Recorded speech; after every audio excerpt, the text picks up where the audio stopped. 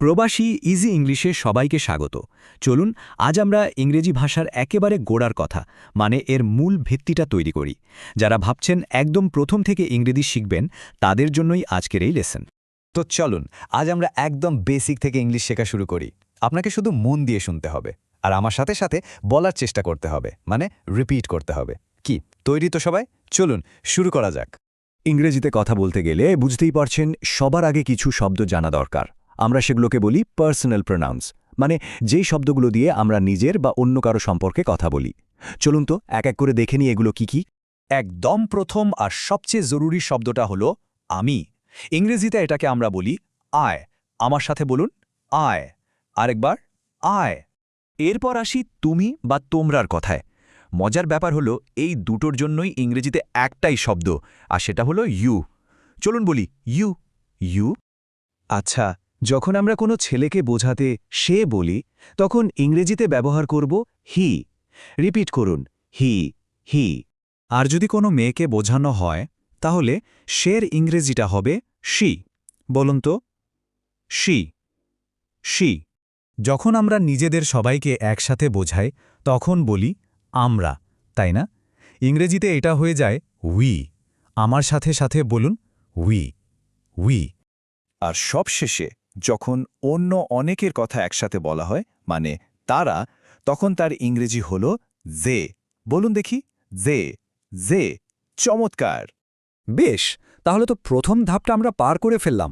এখন এই যে শব্দগুলো শিখলাম এগুলোকে জুড়তে হবে, মানে একটার সাথে আরেকটা শব্দ জুড়ে দিয়ে কথাটাকে বড় করতে হবে। চলুন দেখি কিভাবে এই শব্দগুলোকে আমরা কানেক্ট করতে পারি। আচ্ছা, এবার দেখুন আমরা বাংলায় বলি আমি আছি। ইংরেজিতে কিন্তু আই এর সাথে একটা ছোট্ট শব্দ অ্যাম জুড়ে দিতে হয়, তখন এটা হয়ে যায় আই অ্যাম। বলুন তো আমার সাথে আই অ্যাম। আরেকবার আই অ্যাম।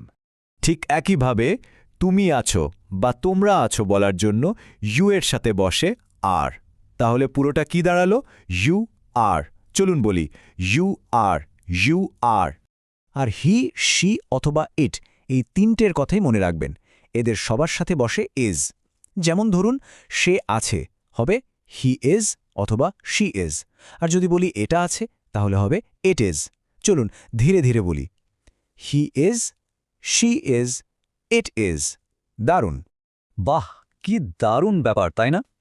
এই যে এতক্ষণ যা যা শিখলাম এগুলো দিয়ে কিন্তু আমরা এখন ছোট ছোট কিন্তু একদম পুরো বাক্য বানিয়ে ফেলতে পারি। তাহলে আর দেরি কেন, চলুন কথা বলা শুরু করে দিই। দেখুন তো আই অ্যাম ব্যবহার করে কত সহজে কথা বলা যায়।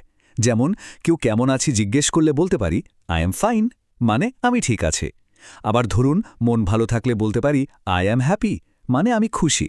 নিজের পরিচয় দিতে পারি আই অ্যাম আ স্টুডেন্ট। কোনো কাজে থাকলে বলতে পারি আই অ্যাম বিজি, মানে আমি ব্যস্ত। আর কোথাও যাওয়ার জন্য তৈরি থাকলে বলবো আই অ্যাম রেডি। ঠিক একইভাবে ইউ আর ব্যবহার করেও কিন্তু অনেক কথা বলা যায়। যেমন ইউ আর গুড, মানে তুমি ভালো। কেউ আসতে দেরি করলে আমরা বলতে পারি ইউ আর লেট, মানে তুমি দেরি করেছ। আবার কাউকে বলতে পারি ইউ আর ফাইন, তুমি ঠিক আছো। কিংবা ইউ আর রেডি, মানে তুমি প্রস্তুত। এবার চলুন হি আর শি দিয়ে কয়েকটা বাক্য দেখি। যেমন হি ইজ গুড, মানে সে ভালো।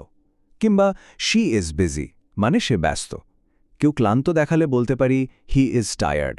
আর কেউ কোথায় আছে বলতে হলে শি ইজ হিয়ার, মানে সে এখানে আছে। আর যখন কোনো জিনিস বা আইডিয়া বোঝাতে হয় তখন আমরা ইট ইজ ব্যবহার করি। যেমন ইট ইজ গুড, মানে এটা ভালো। কোনো কাজ সোজা মনে হলে ইট ইজ ইজি, এটা সহজ। আবার কঠিন মনে হলে ইট ইজ হার্ড। আর কোনো নতুন জিনিস দেখলে বলতে পারি ইট ইজ নিউ, এটা নতুন। তো বাক্য তো বানানো শেখা হলো, এখন আসল ব্যাপারটা হলো এগুলোকে বাস্তব জীবনে ব্যবহার করা। চলুন ছোট্ট একটা কথোপকথন বা কনভারসেশন দিয়ে দেখি এগুলোকে আমরা কিভাবে কাজে লাগাতে পারি। ধরুন আপনাকে কেউ প্রশ্ন করল ওয়্যার আর ইউ, মানে তুমি কোথায়। উত্তরে আমরা যা শিখলাম সেটা দিয়েই কিন্তু বলে দেওয়া যায় আই অ্যাম হিয়ার, মানে আমি এখানে আছি। আবার ধরুন প্রশ্ন এলো হোয়াট আর ইউ ডুইং, মানে তুমি কি করছো। এর উত্তরও কিন্তু খুব সোজা, আই অ্যাম লার্নিং, মানে আমি শিখছি। দেখুন তো কত সহজ। আমাদের আজকের আলোচনা প্রায় শেষের দিকে। এখন কিন্তু আসল কাজটা শুরু হবে। যা কিছু শেখা হলো তা মনে রাখতে হবে এবং কাজে লাগাতে হবে। একটা কথা আছে না, প্র্যাকটিস মেক্স পারফেক্ট, মানে অনুশীলন করলেই সবকিছু নিখুঁত হয়ে ওঠে। আজ আমরা একদম বেসিক কিছু জিনিস শিখলাম। এখন কাজ হলো এগুলো প্রতিদিন প্র্যাকটিস করা, মানে বারবার মুখে বলা। তাহলেই দেখবেন খুব তাড়াতাড়ি সবার ইংলিশ অনেক স্ট্রং হয়ে যাবে। এখানে কিন্তু একদমই ভয় বা লজ্জা পেলে চলবে না। ব্যাস, আজকের মতো আমাদের লেসন এখানেই শেষ। তবে যাওয়ার আগে একটা কাজ কিন্তু রইল। আজ আমরা যে শব্দগুলো শিখলাম, এগুলো দিয়ে আর কি নতুন বাক্য বানানো যায় সেটা একটু ভাবুন তো। আর শুধু ভাবলেই হবে না, বলারও চেষ্টা করতে হবে। কেমন?